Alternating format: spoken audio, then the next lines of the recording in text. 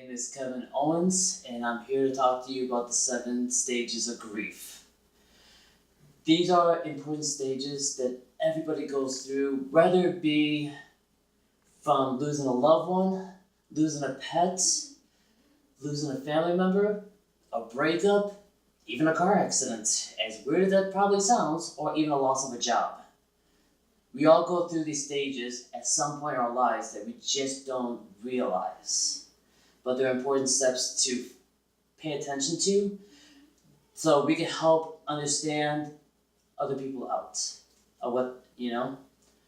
But, like for me personally, I went through a loss of my own of losing my husband for 12 years, November 22nd, 2015. Greatest impact of my life.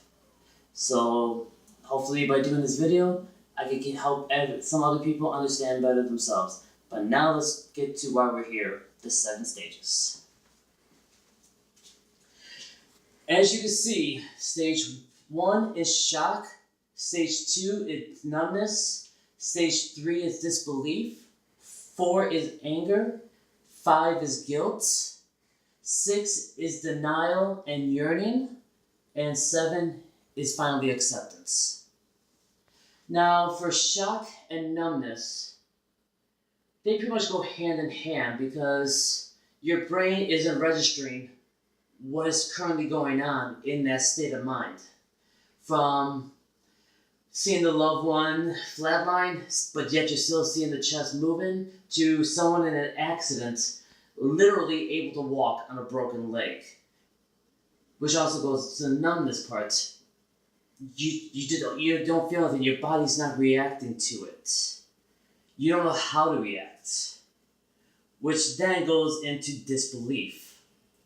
It's hard to comprehend what is going on in front of you. You have no idea how to react or even what to do. That's why these 3 stages, I truly believe, work hand in hand, and you go through them continuously throughout the time. But now one of the strongest stages that you will go through is anger. You will literally believe that the person who passed away died because of you, as if they chose to leave you. As if it was something that they could control on a whim, or had a choice. People who break up, when you truly love somebody, just feeling the loneliness there, you can start destroying your own house. Take a look at A Mirror Has 2 Faces. The one guy who was stoic in there was told to take all expensive items out of the way. Why? Because even though Barbra Streisand broke up with him, he would end up destroying his house, and he did.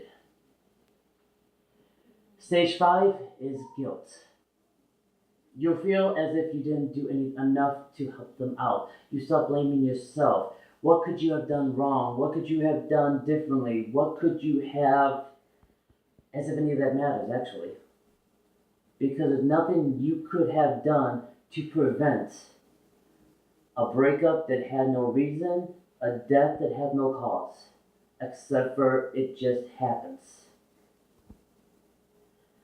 Now let's go to stage 6, denial and yearning. You'll be laying on the couch watching a movie, and you're going to think the person's still going to walk through the door. You're still going to be wishing for the touch, wishing just to hear their voice. And someone does not have to be dead to still want that in your life. There's not a day that goes by that I wish I could not just hear my husband's voice. Just hear simple words. Even through a long day, just hearing his voice got me through any stressful time at work. It's a very powerful factor that nobody believes is possible. And the same thing can be said in a relationship or believing during a car accident, just believing that it even happened the way it did, that now you have to take time off, you have to go through all these struggles and problems. Then the final stage of acceptance, where you can start your moving on process to just understanding that the person's not coming back. The pain is still going to be there. There's nothing you could have done to prevent it. Just knowing the fact that it was out of your control. That you can't feel guilt anymore.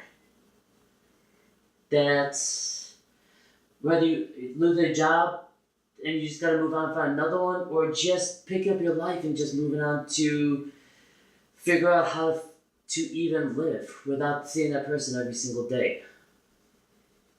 It's not the easiest thing in the world, and it does take some time. Now to wrap this up. We all go through some parts of these emotional breakdowns. Has nothing to do with immaturity, has nothing to do with you unable to cope. People do not understand what people in grief goes through. It's not something that you can even control yourself or maybe even understand. Just get some help, go see a counselor, talk to friends, because trust me, your true friends are going to be there for you no matter what. And just don't fall back to the final part where some people end up in suicide attempts or commit suicide. Life is so much more than that. So hopefully by these stages, it can help you guys out in understanding somebody, helping people who are currently going through it, and maybe everyone can get some help in the end. Thank you.